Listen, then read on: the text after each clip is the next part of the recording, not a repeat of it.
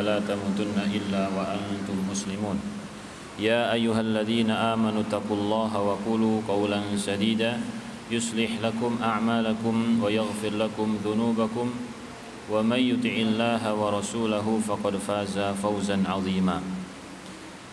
Alhamdulillah, pada malam yang ke-27 ini kita masih diberikan hidayah oleh Allah Subhanahu wa taala untuk bersemangat di dalam mencari malam Lailatul Qadar, ya. Dan malam 27 ini adalah kesempatan yang sangat besar untuk mendapatkan malam Lailatul Qadar, di mana di zaman Nabi Muhammad sallallahu alaihi wasallam Lailatul Qadar itu pernah terjadi pada tanggal 27, ya. Dan juga di dalam hadis Abu Dzar disebutkan bahwasanya Rasulullah sallallahu alaihi wasallam salat dengan salat yang sangat panjang dari awal malam sampai menjelang sahur, ya. Dari awal malam sampai menjelang sahur itu terjadi pada tanggal yang ke-27, ya. Jadi ibadah yang terbaik untuk meramaikan, ibadah yang terbaik untuk mengisi malam Lailatul Qadar itu dengan salat. Dan Syekh Al-Utsaimin merojihkan pendapat yang mengatakan bahwasanya ibadah untuk menghidupkan malam Lailatul Qadar itu cuman salat saja, bukan yang lain, cuman salat. Tapi fatwa Syekh bin Baz rahimahullah, ibadah untuk menghidupkan malam Lailatul Qadar bisa salat, baca Al-Qur'an, zikir, berdoa dan lain sebagainya dari amal-amal baik yang dikerjakan oleh kita, ya. Jadi artinya apa? Kalau memang ibadah itu salat, yang sudah salat tarawih 11 rakaat itu bisa ditambah lagi, ya. Bisa ditambah lagi 2 terserah sampai berapa, karena memang ada hadis yang umum yang menyebutkan bahwasanya Rasulullah sallallahu alaihi wasallam bersabda, "Shalatul laili mathna mathna." Salat malam itu dua. Dan juga sebagian sahabat, ya, mengerjakan salat malam setelah salat witir, dan ini tidak mengapa. Baik, ya. Jadi orang-orang yang menginginkan kebaikan, orang-orang yang berlomba untuk mendapatkan malam Lailatul Qadar di malam-malam ganjil, mereka bersemangat, mereka bangun, tidur di masjid. Kenapa kok tidurnya di masjid? Gitu. Kenapa enggak tidur di rumah saja? Karena kalau tidur di masjid itu nanti bisa kebangun langsung apa? Langsung ngaji, langsung berwudu, kemudian sholat dan lain sebagainya. Berbeda kalau di rumah. Kalau di rumah itu ada baru bau bantal, ya, bau kasur gitu. Kalau sudah nempel itu rasanya berat kalau mau bangun, kecuali kalau menjelang apa? Menjelang subuh, menjelang sahur baru bangun. Tapi kalau di masjid, masya Allah, kalau di masjid banyak temannya, ada yang ngaji, ada yang sholat, ya, ada juga ada hidangan untuk penyemangat dan lain sebagainya. Maka ini adalah barokah, artinya barokah bersama orang-orang yang beribadah kepada Allah Subhanahu wa ta'ala. Barokah, ya. Kenapa kita sebut barokah? Barokah itu artinya apa sih? Kebaikan. Barokah itu kebaikan yang tetap dan banyak melimpah. Dalam hadis disebutkan tentang orang yang pernah membunuh 100 nyawa, yang kita pernah dengar, ya. Jadi ada orang, salah satu Bani Israel, membunuh 100 nyawa. Dia ingin bertobat. Dia pun bertanya kepada ahli ilmu, bisa enggak aku tobat ini? Aku sudah membunuh 100 orang, bisa enggak bertobat? Maka orang yang berilmu ini, bisa kamu bertobat, tapi kamu harus tinggalkan kampungmu ini, karena kampungmu adalah kampung yang buruk. Artinya apa? Lingkungan itu bisa mempengaruhi orang, teman-teman itu bisa mempengaruhi, ya. Kalau memang lingkungannya lingkungan para pembegal, maka sangat mungkin kalau anak cucu yang akan tumbuh di situ menjadi apa? Para pembegal. Kalau lingkungannya adalah lingkungan narkoba, maka anak-anak yang tumbuh di situ pun apa? Bisa menjadi apa? Bandar dan pemakai narkoba. Tapi kalau lingkungannya lingkungan penghafal Al-Quran, orang-orang yang rajin membaca, orang-orang yang bisa baca kitab, hafal Al-Quran, insya Allah ya anak-anak yang tumbuh di situ paling enggak baca Qurannya bagus, ya paling enggak baca Qurannya apa? Bagus. Alhamdulillah kalau pada menghafal Al-Quran. Jadi lingkungan. Pergilah dari kampungmu karena kampungmu adalah kampung yang buruk, dan pergilah kepada kampung si fulan. Idhab ila qaryati fulan fa inna fiha unasun ya'budunallah ya u'budullaha ma'ahum. Pergilah ke kampung sebelah. Enggak tahu kampung apa ketika itu. Di sana ada orang-orang yang beribadah kepada Allah Subhanahu wa taala. Beribadahlah kepada Allah bersama mereka. Beribadahlah kepada Allah bersama apa? Bersama mereka. Jadi mengganti lingkungan. Dia hijrah, pindah tempat, meninggalkan kediamannya, meninggalkan harta bendanya, atau juga mungkin meninggalkan apa? Masa kecilnya, kenang-kenangan, ya. Jadi nggak peduli ini kenang-kenangan, ini tempat yang buruk, udah tinggal saja. Yang penting hidupnya apa? Dalam ketaatan kepada Allah Subhanahu wa taala. Jadi kita yang berat sama kenang-kenangan itu nggak usah dijadikan dramatis gitu ya. Wah ini kan kenang-kenangan dari ini, oh ini kan kenang, nggak usah kalau itu memang nggak bermanfaat, kalau itu buruk, apa susahnya kalau ditinggalkan dan diganti dengan yang lebih baik. Nah, jadi teman-teman yang baik itu memberikan barokah, dan ini tidak disebut sebagai syirik, ya. Jadi orang yang beribadah semangat ketika melihat temannya ibadah, ini bukan syirik namanya. Wah itu riya tuh. Ini nggak boleh kita menilai orang padahal kita nggak tahu hatinya. Wah itu orang itu cuma semangat ibadah kalau di masjid, kalau di rumah enggak. Kayaknya riya itu. Nggak boleh, ya. Menilai orang seperti ini tidak boleh. Nah, jadi efek dari orang-orang yang baik menyebabkan orang yang hidup di lingkungan tersebut dengan niat yang baik, dia pun menjadi apa? Menjadi baik. Tapi kalau nggak ada niat baik, percuma. Buktinya apa? Buktinya ada orang yang datang ke masjid ikut iktikaf, tapi niatnya apa? Nyolong. Nah, ada nggak? Ada. Ya, dia memang sengaja datang ke masjid karena nggak ada niat baik untuk beribadah kepada Allah. Ya, jadi memang niatnya dari awal itu untuk mencurilah, untuk mengawasilah, untuk macam-macam, gitu ya. Jadi dimulai dengan niat yang baik. Dan alhamdulillah pada malam 27 ini kita bisa di masjid untuk beribadah kepada Allah Subhanahu wa taala. Baik. Dan tema yang kita ambil untuk malam hari ini karena bingung ya, tema apaan ya? Ya udah pilih alumni. Alumni apa tadi, Pak? Hah? Alumni Ramadan. Iya, alumni Ramadan.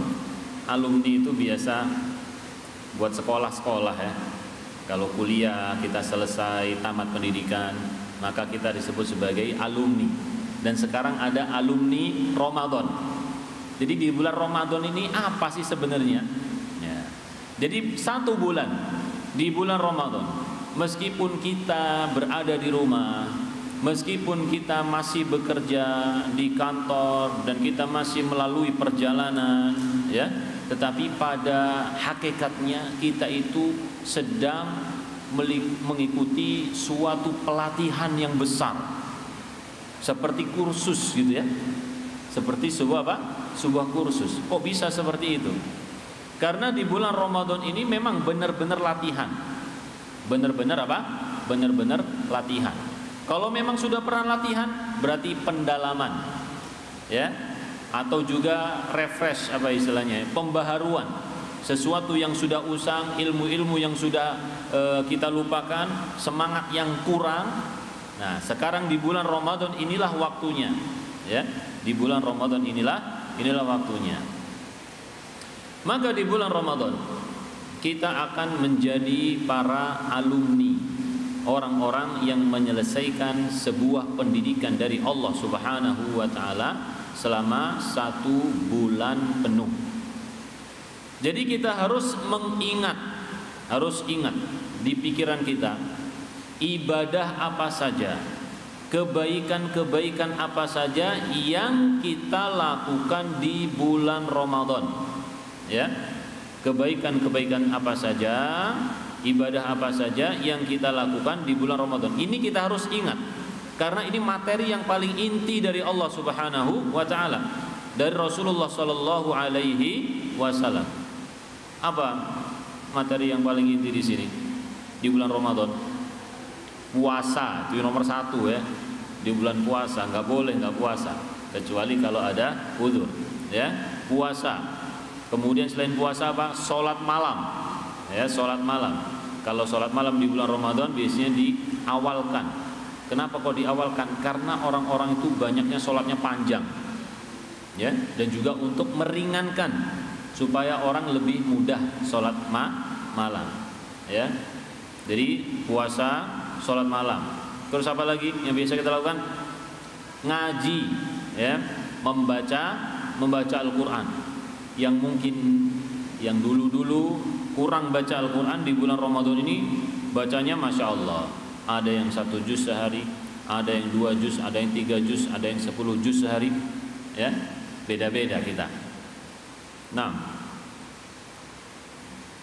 ada yang khatam sekali, ada yang 3 kali, ada juga yang 10 kali di bulan Ramadan ini. Bahkan ada yang sampai 60 kali, ya, disebutkan itu adalah Imam Asy-Syafi'i sampai 60 kali. Ada juga yang 40 kali. Beda-beda. Baik, apa lagi? Jadi puasa, salat malam, baca Al-Qur'an. Kalau sahur sama buka puasa ini tentang makanan, ini penyerta saja ya. Baik. Apa lagi? Bersedekah. Ya, bersedekah ini macam-macam. Bersedekah diantaranya memberikan iftar, taftirus shaim, memberikan iftar untuk orang yang apa? Yang berpuasa. Ini bersedekah. Atau juga bersedekah ngasih sembako, ya, memberikan makanan untuk fakir miskin dan lain sebagainya. Sedekah uang untuk masjid. Biasanya orang itu sangat giat bersedekah ketika di bulan Ramadan. Kenapa? Apakah salah? Orang giat bersedekah di bulan Ramadan apakah salah? Keliru. Padahal di bulan-bulan lain biasa saja atau jarang sekali. Ketika di bulan Ramadan banyak yang dia keluarkan. Apakah yang seperti ini salah? Hah? Salah atau enggak? Seharusnya infak terus gitu. Kan gitu ya. Tapi pertanyaannya, apakah yang seperti ini salah? Jawabnya tidak. Enggak salah. Orang bersemangat bersedekah di bulan Ramadan lebih dari bulan-bulan yang lainnya, ini enggak salah.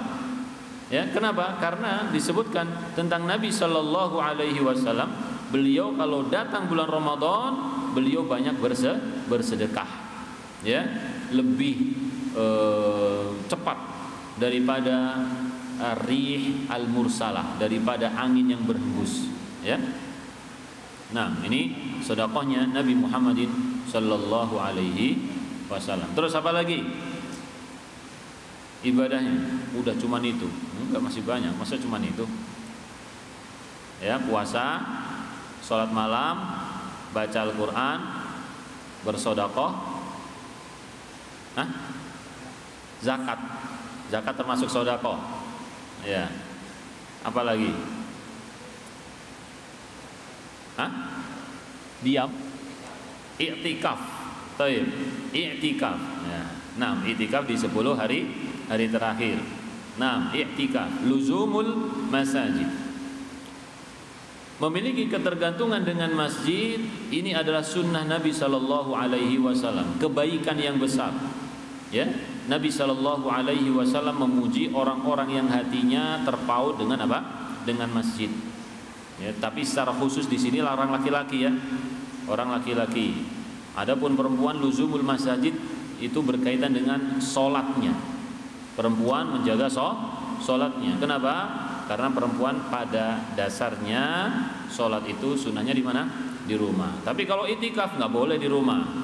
Ya, kalau perempuan meskipun salatnya disuruh di rumah, tapi kalau mau itikaf nggak boleh di rumah, harus di masjid. Nah, jadi itikaf. Ini mengajarkan seseorang supaya hatinya senantiasa terpaut dengan rumah Allah, supaya dia lebih dekat dengan masjid dan bisa menjaga sholat 5 waktunya. Baik, terus apa lagi? Hah? Apa lagi? Ibu-ibu ngomong tapi nggak kedengeran ya. Ya, kayaknya jawab sesuatu, cuman saya nggak tahu. Baik. Tarbiyah secara akhlak. Ya, kalau tadi pendidikan secara ibadah, amalan-amalan yang bisa kita lakukan secara ibadah, ada kegiatan yang secara akhlak yang kita itu pelajari di bulan Ramadan. Ya, orang puasa itu harus bersabar. Orang puasa harus apa? Harus bersabar. Sabar apa? Ya sabar dalam 3 hal. Sabar di dalam beribadah kepada Allah Subhanahu wa ta'ala. Bukankah ketika kita puasa kita itu haus, kita itu lapar, ya? Tapi kita mengeluh pun nggak berguna, karena nggak boleh makan juga, ya kan? Nanti kalau boleh makan ketika apa? Ketika datang waktu buka. Jadi kita diperintahkan untuk bersabar ketika menghadapi ujian lapar ataupun haus. Sebagaimana saudara-saudara kita kaum muslimin banyak yang diuji oleh Allah Subhanahu wa taala dengan kemiskinan. Ya, kemiskinan. Ada yang enggak enggak ada bedanya antara Ramadan dengan bukan Ramadan, enggak ada bedanya. Mereka tetap enggak makan, jarang makan. Ya. Masya Allah. Jadi kita merasakan apa yang mereka rasakan di bulan Ramadan. Tapi bahkan mungkin kita tidak merasakan. Walaupun di bulan Ramadan kita nggak merasakan. Kok bisa? Karena makannya kita rapel. Yang asalnya makannya siang, sekarang kita ganti apa? Malam. Kalau siang 3 kali, berarti kita pokoknya malam harus 3 kali, gitu ya. Bahkan lebih. Kenapa? Tambah snacknya. Masya Allah. Ya, jadi tidak merasakan apa yang dirasakan oleh orang-orang yang diuji oleh Allah dengan apa? Kelaparan. Ya, kalau makannya seperti ini, maka di pagi hari, siang hari, sore hari kita nggak lapar sama sekali. Ya, Masya Allah. Ini jadi apa ya istilahnya? Kurang mendapatkan hikmah di bulan apa? Ramadan. Meskipun nggak masalah, seperti itu. Ya. Tapi hikmah merasakan penderitaan sebagian kaum muslimin ini tidak mengena kepada kita, karena kita nggak merasakannya, ya. Belum sampai lapar kita sudah boleh makan lagi, gitu. Jadi kesabaran di bulan Ramadan kita dilatih untuk bersabar, melakukan ketaatan. Kita membaca Al-Quran sambil puasa, ya, tenggorokan udah kering tapi nggak boleh minum. Ya, atau mata sudah ngantuk tapi tetap berusaha baca Al-Quran, ya kan? Kita kan malam ngantuk, ya, ngantuk. Tapi di bulan Ramadan kita paksakan, ternyata bisa gitu. Ternyata bisa. Tapi kalau di luar bulan Ramadan kita itu manja, ngalem, gitu ya. Jadi kalau disuruh, disuruh untuk ngaji itu banyak alasannya. Banyak sekali alasannya. Wah, udah ngantuk nih, udah ini capek, macam-macam. Tapi kalau di bulan Ramadan, capek ngantuk itu nggak ada artinya, udah, gitu. Jadi pokoknya harus baca, Ya, jadi sebenarnya kita itu bisa di luar bulan Ramadan, kalau kita punya tekad itu sebenarnya bisa ngantuk, bisa diatur. Bisa dikompromikan, diajak ngobrol, ngantuk bentar ya, gitu ya. Bentar aku mau baca Quran dulu, gitu. Jadi bisa sebenarnya dilakukan, tinggal kita punya tekad atau tidak. Nah, ini bersabar. Demikian juga sholat malam, berdiri lama, kaki kita sampai capek. Tapi tarawih di sini, masya Allah, ringan. Belum capek, udah ruku, udah sujud, udah duduk duluan, ya. Nah. Tapi Nabi Shallallahu Alaihi Wasallam dalam hadis Ibunda Aisyah, hatta tatafattara qadamahu, beliau sholat sampai kakinya pecah-pecah, ya, karena panjang sholatnya, sampai kakinya pecah-pecah.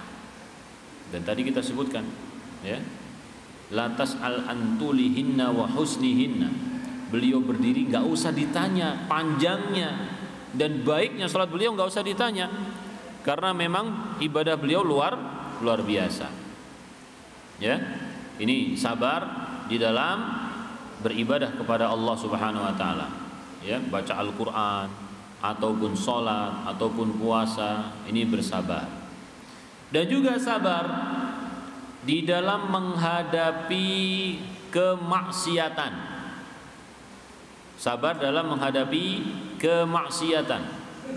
Kemaksiatan pandangan misalkan, ya, yang biasa mungkin mata kita umbar untuk melihat apapun, tetapi di bulan Ramadan kita itu ingat kalau kita sedang apa?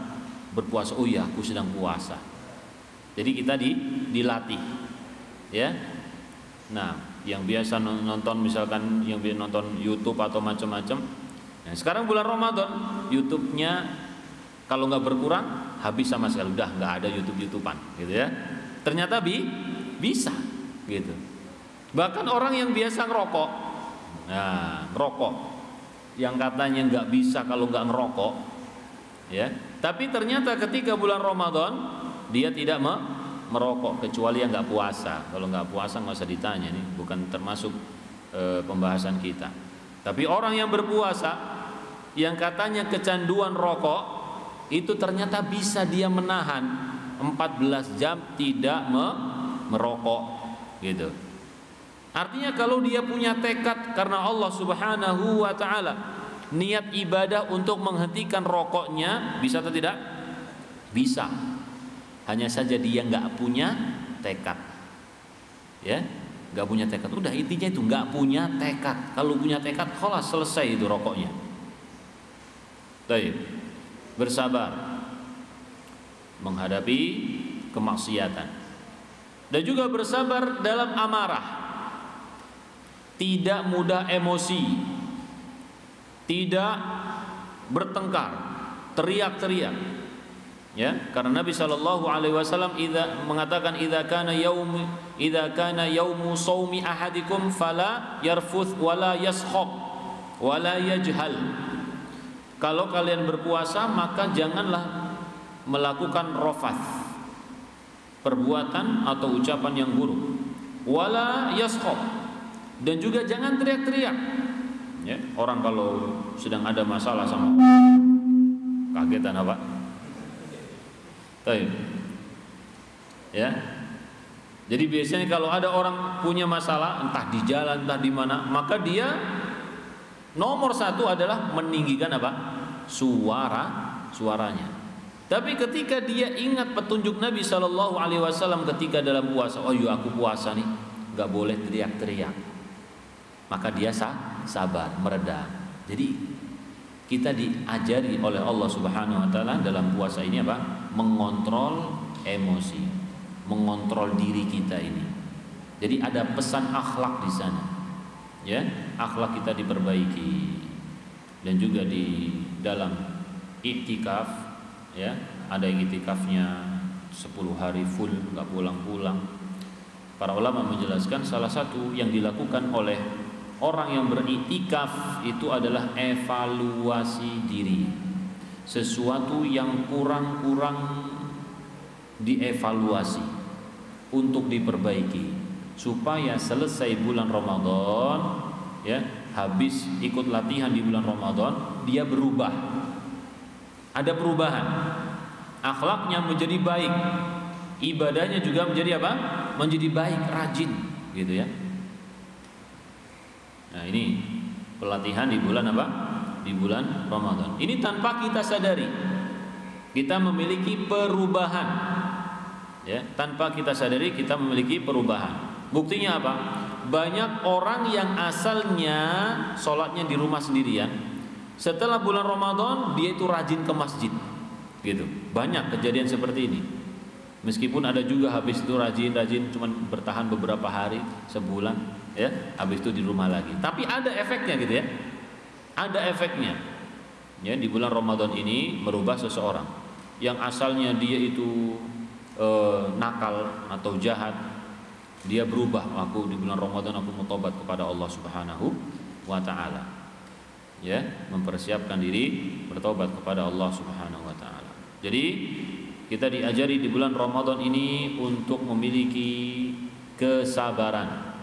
Kesabaran di dalam beribadah kepada Allah, sabar karena dalam beribadah kepada Allah itu kita capek, kita melawan hawa nafsu, ya, kita mengorbankan waktu dan lain sebagainya. Butuh sabar. Dan orang beriman itu sejak zaman dahulu itu mereka mempertahankan keimanan dengan apa? Kesabaran. Jadi mempertahankan keimanan itu bukan gratis yang gampang, itu tidak. Butuh kesabaran. Ya, butuh kesabaran. Dalam surat Al-Mu'minun halaman terakhir itu apa?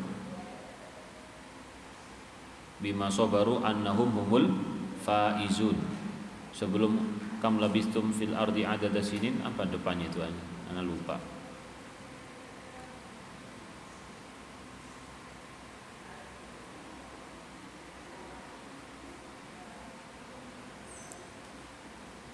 Inni jazaituhumul yauma, ya. Inni jazaituhumul yauma bima sabaru annahum humul faizun. Ya. Pada hari ini aku balas mereka dikarenakan apa? Kesabaran. Ya. Jadi sabar itu sangat penting. Sifat sabar itu sangat penting. Dan balasannya apa? Faizun, menang. Ya. Inni jazaituhumul yauma bima sabaru annahum humul faizun. Menang dikarenakan sabar. Tidak ada suatu pemberian yang Allah berikan kepada seorang hamba yang lebih luas dan juga lebih baik daripada sabar. Jadi kalau ada orang diberikan kesabaran oleh Allah, sesungguhnya dia itu mendapatkan kenikmatan yang luar biasa. Ya, kalau orang diberikan kesabaran oleh Allah, maka sesungguhnya dia itu diberikan nikmat yang sangat besar, nikmat yang enggak bisa kelihatan, tetapi bisa dirasakan oleh pribadi tersebut. Nah, baik. Jadi kesabaran, masya Allah ya, kesabaran ini insya Allah kita dapatkan di bulan Ramadan dan tetap kita pertahankan selesai bulan Ramadan. Baik.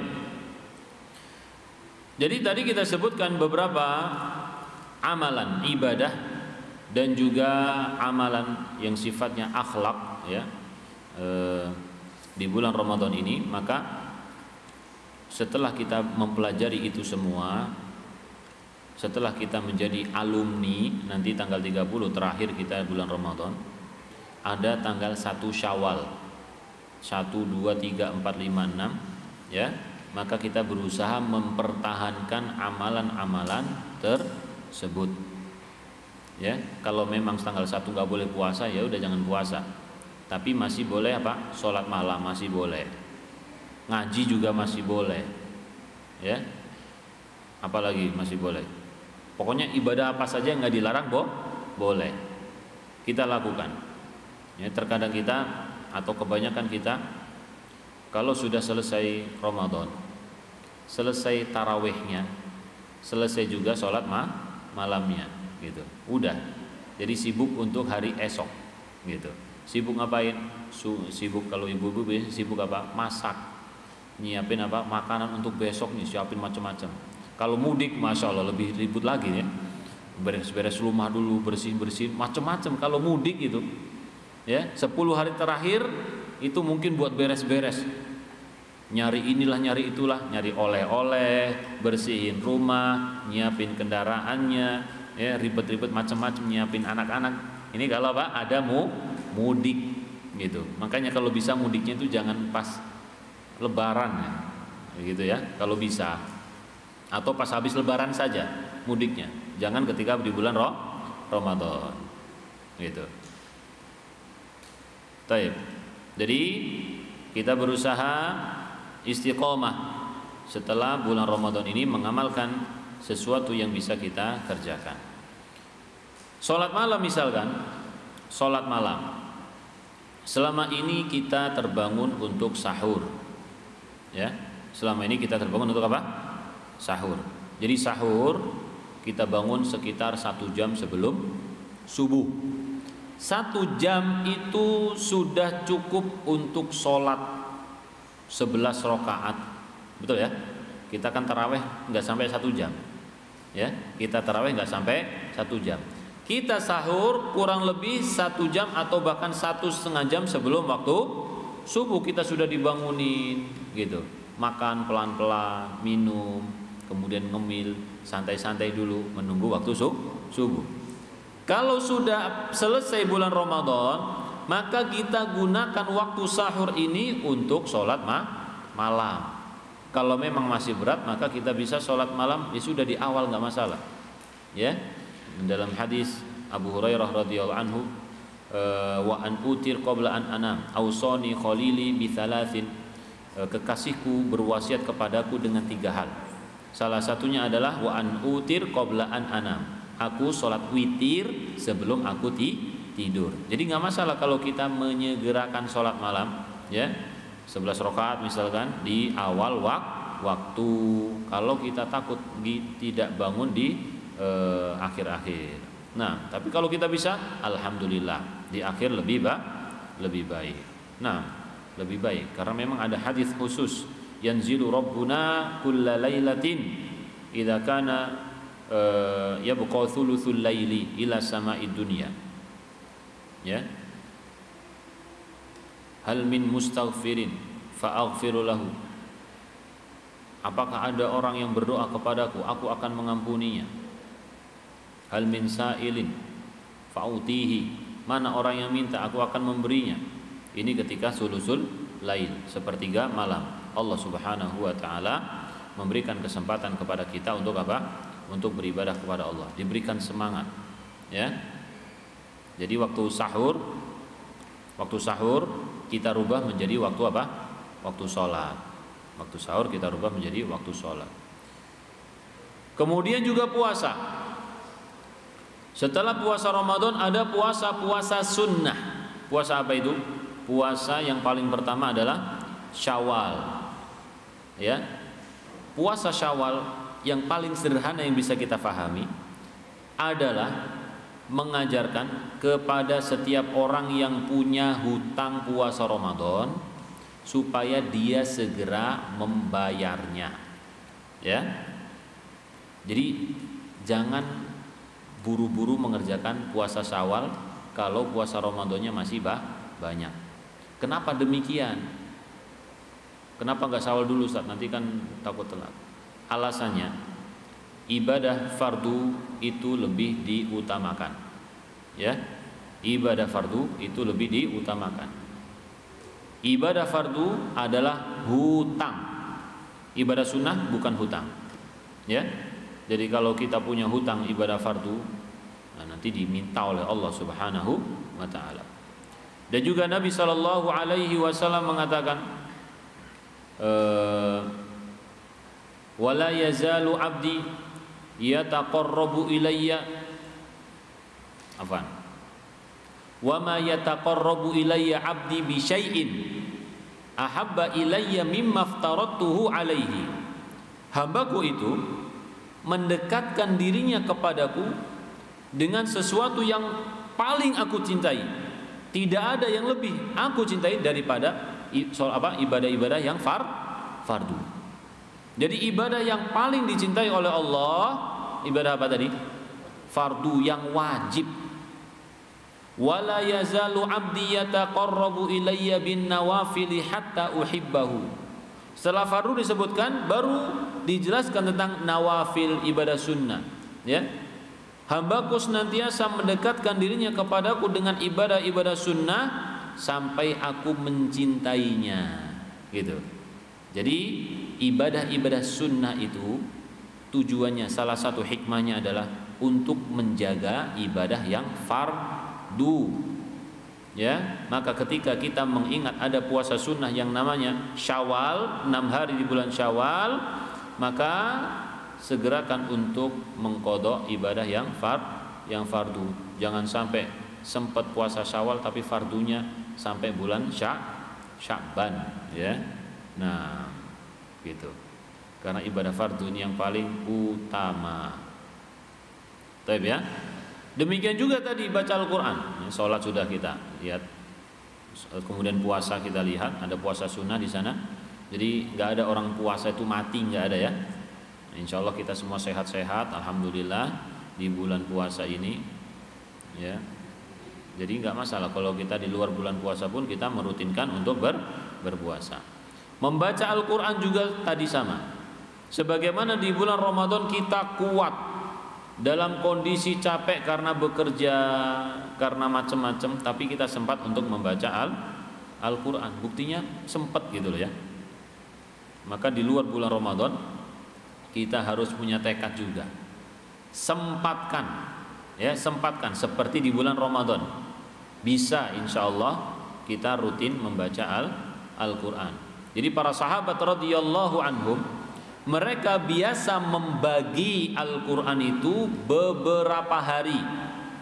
Ada yang hatam 7 hari kelar, ada yang hatam 15 hari, ada juga yang 10 hari, ada juga yang sebulan, ya, tergantung waktu mereka dan juga kesempatan mereka membaca Al-Quran. Ini para sahabat radhiyallahu anhum, mereka itu gemar membaca Al-Quran. Biasa mereka membagi waktu mereka untuk membaca Al-Quran. Ustaz ana nggak bisa kayak sahabat. Terus bisanya berapa? Ya udah paling 2 lembar lah. Ya udah, toib, silakan sehari 2 lembar. Ya, nggak masalah 2 lembar. Yang penting rutin. Kata Nabi sallallahu alaihi wasallam, ahabul a'mali ilallahi adwamuha wa in qalla. Amal yang paling dicintai oleh Allah adalah yang paling rutin, continue, ya, yang terus-menerus dikerjakan setiap hari, meskipun itu sedikit. Jadi 2 lembar nggak masalah, toib. Setelah sholat duduk sebentar ngaji, atau ketika Pak Didin nunggu, misalkan nunggu warung, daripada bingung ngapain ya, ya udah ngaji tuh. Ada Quran itu di sana, masya Allah, ya kan? Ya, ngaji itu insya Allah dapat banyak, itu sehari bisa 5 juz ya Pak ya, masya Allah. Ya, sambil nungguin orang, ya. Tayyib.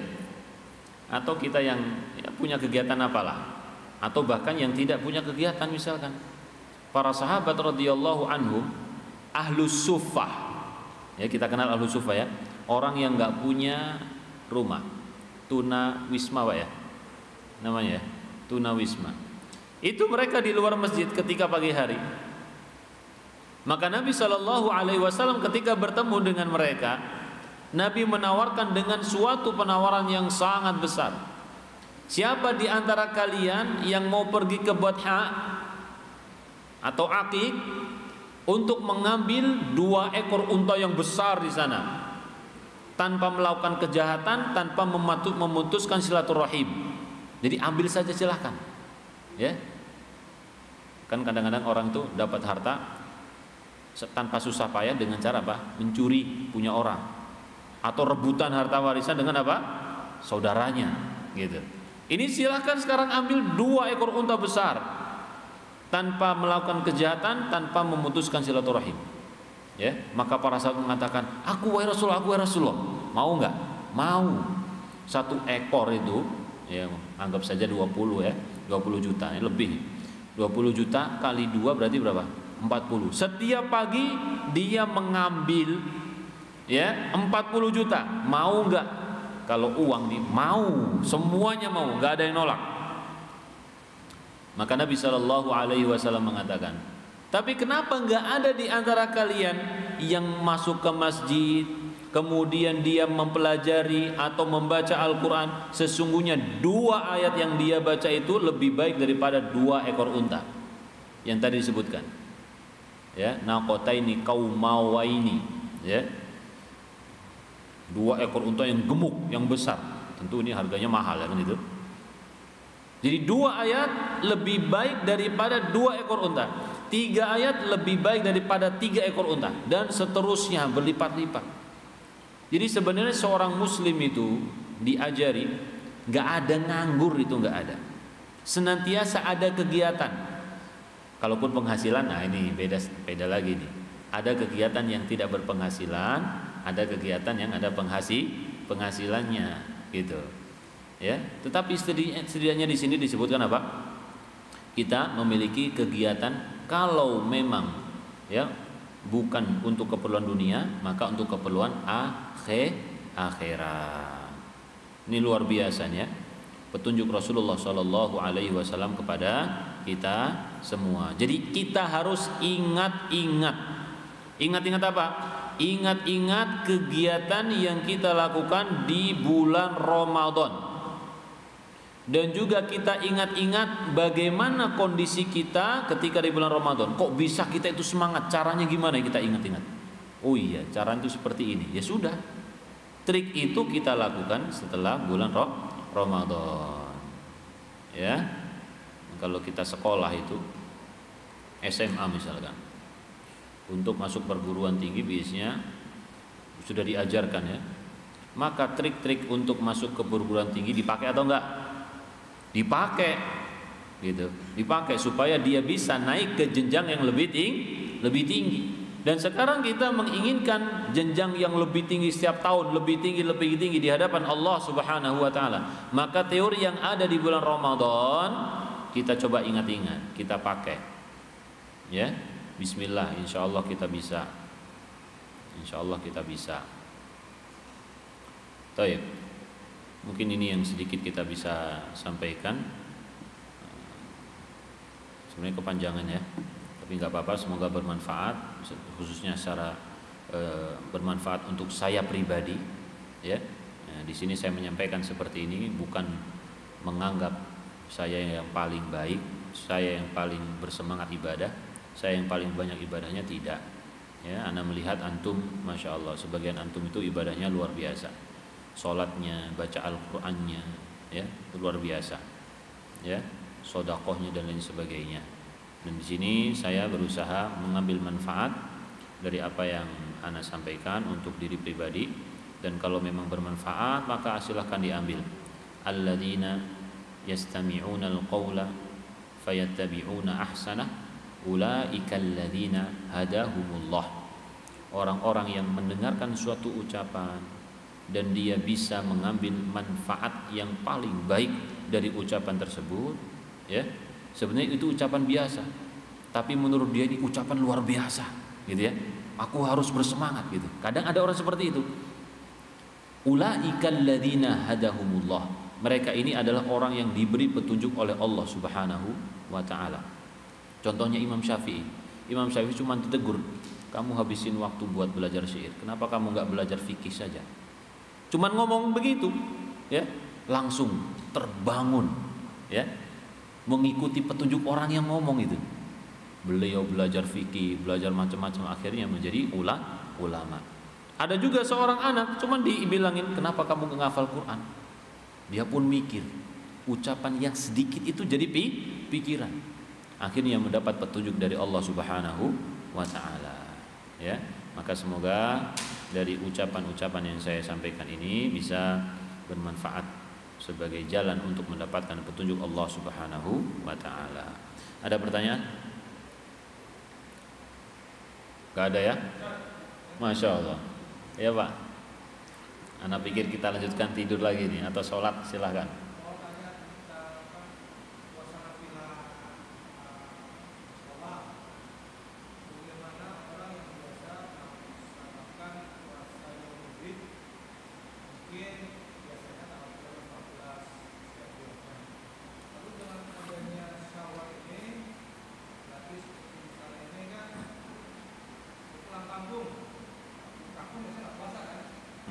Ya.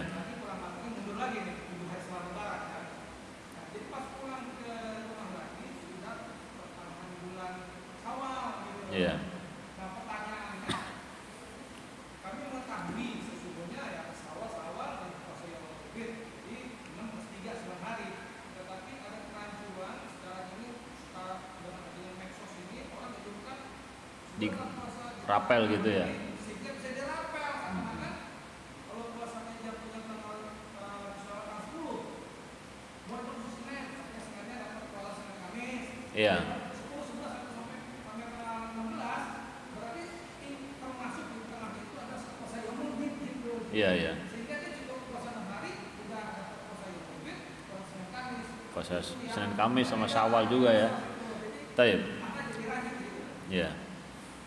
Jadi di sana ada ibadah-ibadah yang bentuknya sama dan juga jenisnya sama. Artinya jenisnya jenis sunnah dan juga bentuknya sama, waktunya sama, puasa pakai sahur dan juga berbuka waktunya sama. Maka para ulama menyebutkan ini bisa digabungkan, ya, bisa digabungkan. Tetapi yang harus kita pahami, ibadah yang biasa kita rutinkan tapi kemudian terhalang, ya, sehingga kita tidak bisa melakukannya, ini tetap dicatat oleh Allah Subhanahu wa taala, tetapi tidak ada janji untuk dilipat gandakan, ya. Tidak ada janji untuk dilipat gandakan. Yang ada janji untuk dilipat gandakan kapan? Ketika kita benar-benar melakukannya. Ketika kita benar-benar apa? Melakukannya. Dan ini termasuk ibadah muradun lidzatihi, sebagaimana dijelaskan oleh Syekh Muhammad bin Shalih Al-Utsaimin, yaitu ibadah yang memang diinginkan secara zatnya, seperti misalkan sholat sunnah qobliyah zuhur 4 rakaat, tapi kita kerjakan 2-2, bisa nggak dirapel? 2 saja kita niatkan 4 rakaat, kan nggak mungkin ya, nggak mungkin, karena memang kita diperintahkan untuk 4 gitu. Ini muradun lidzatihi. Demikian juga puasa tersebut, ya, puasa Senin Kamis atau puasa Ayyamul Bid atau puasa ini pada asalnya puasa sendiri. Tapi kalau misalkan qadarullah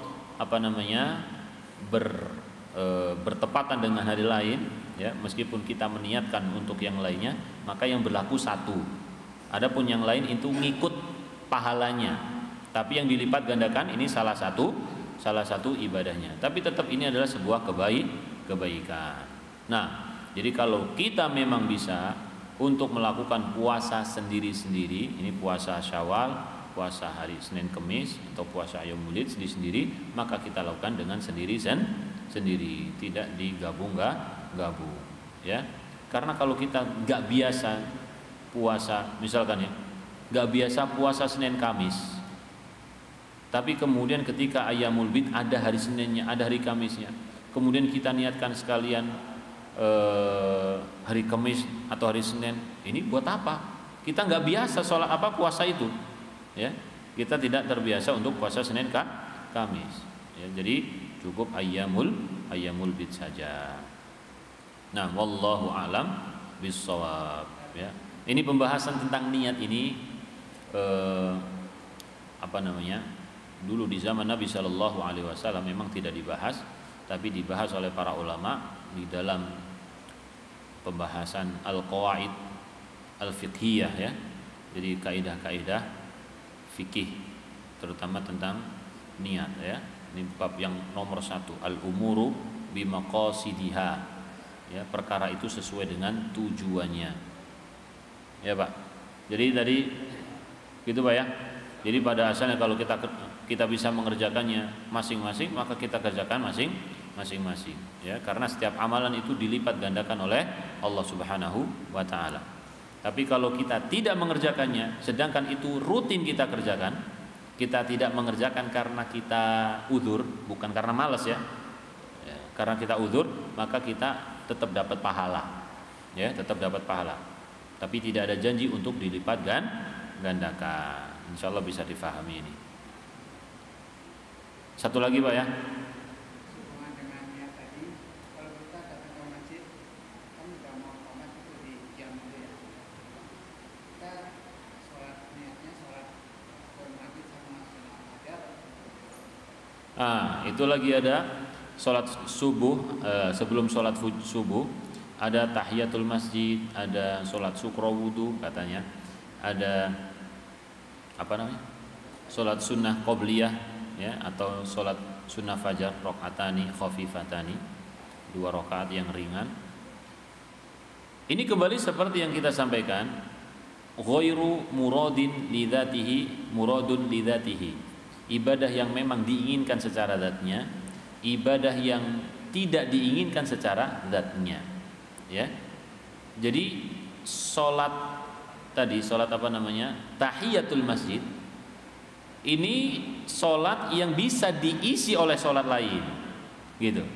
Ini termasuk yang ghairu muradin lidzatihi, bidzatihi. Ya. Ghairu muradin bidzatihi. Jadi seandainya kita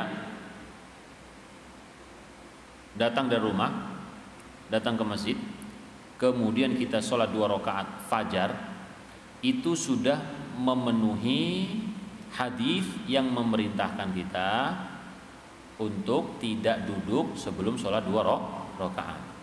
Ya, idza dakhala ahadukumul masjida fala yaqud hatta yarka' raka'ataini. Kalau salah seorang di antara kalian datang ke masjid, maka jangan duduk dulu sampai dia sholat 2 rakaat. Penamaan tahiyatul masjid ini dari para ulama, bukan dari Nabi Shallallahu Alaihi Wasallam.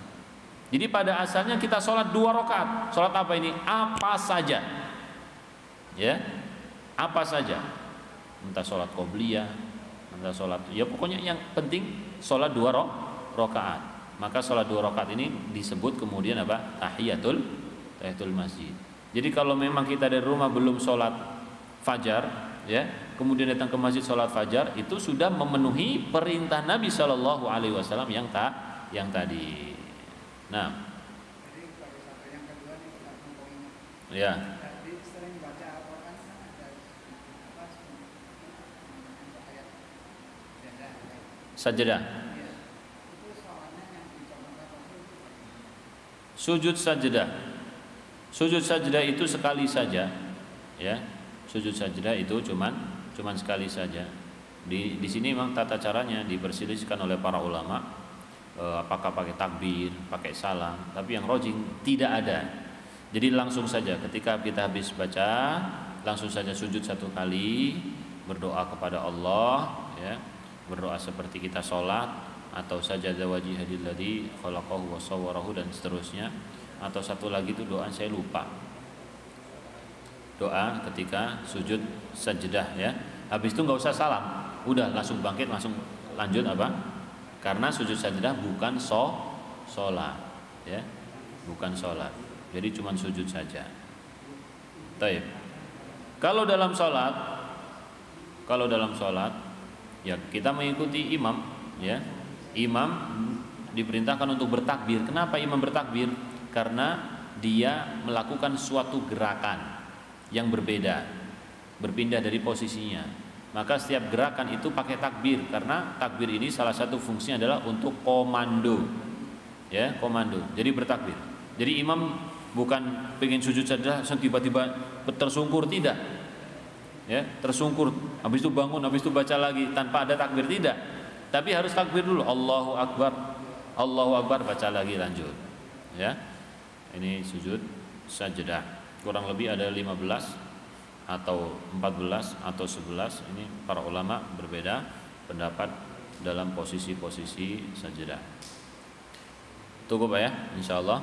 Semoga Allah Subhanahu wa taala memberikan kita semangat di bulan Ramadan ini, mendapatkan ampunan dari Allah, dibebaskan dari neraka Allah, diperbaiki keadaan kita, dan semoga Allah Subhanahu wa taala segera mengangkat wabah virus corona agar kita bisa beraktivitas sebagaimana sedia kala. Kita bebas merapatkan shaf, kita bebas ngobrol berhadap-hadapan, berdekat-dekatan, tanpa pakai masker, tanpa canggung, ya. Dan juga kita bebas, pokoknya bebas ngapain lah, ya. Kalau sekarang ini kita kayak di penjara, masker saja itu cukup untuk memenjarakan kita, ya. Masker itu cukup untuk memenjarakan kita. Masya Allah, pakai masker. Wa sallallahu ala nabiyyina Muhammadin rabbana atina fid dunya hasanah wa fil akhirati hasanah wa qina adzabannar. Subhanakallahumma hamdika asyhadu an la ilaha illa anta astaghfiruka wa atubu ilaik. Assalamualaikum warahmatullahi wabarakatuh.